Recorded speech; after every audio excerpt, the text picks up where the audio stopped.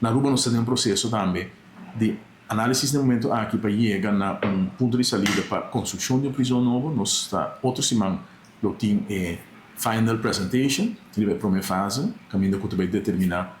com e que direção nós vai para a prisão aqui. Facto assim que a prisão nós tínhamos agora aqui não funciona mais e nesse modo adaptar. Tinha uma cooperação também entre tour e prisão de Reino, com a comissão bastante passada e nós traz tempo também onderlinge regeling detentie, dus detentiecapaciteit, dus com nós atender com capacidade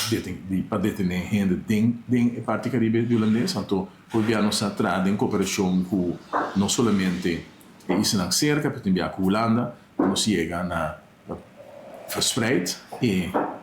peso o team para o que trata capacidade de detenção. Mas nós temos a possibilidade de nos levar algum ano agora aqui para pôr ter beschikking de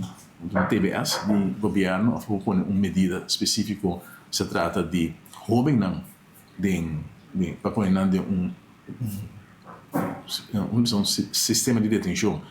uma facilidade de detenção especial para jovem, com expor duna. Essa é como sentença, sin embargo, de nosso sistema sobre na Corsol, Aruba e como se Martin, não tinha possibilidade de levar a medida. Essa medida é uma medida especializada, dirigida a pessoas que não somente cometem um crime, mas que têm um problema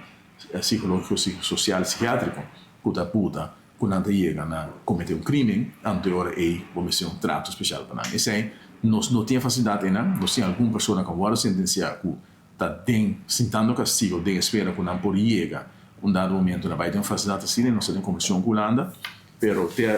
mostra que nós não logramos pôr nenhum dinâmico termos que para sobre o Holanda, mas tem uma capacidade muito chiquita. Isso significa que nós vai virar mais criativo dentro da mesma região para mirar quanto vai atender aquele grupo aqui. E agora que tem comissão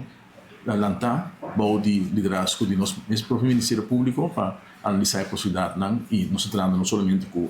especialistas na enfermidade strafrechters, juristas, mas também gedragsdeskundigen, expertos na matéria de computação,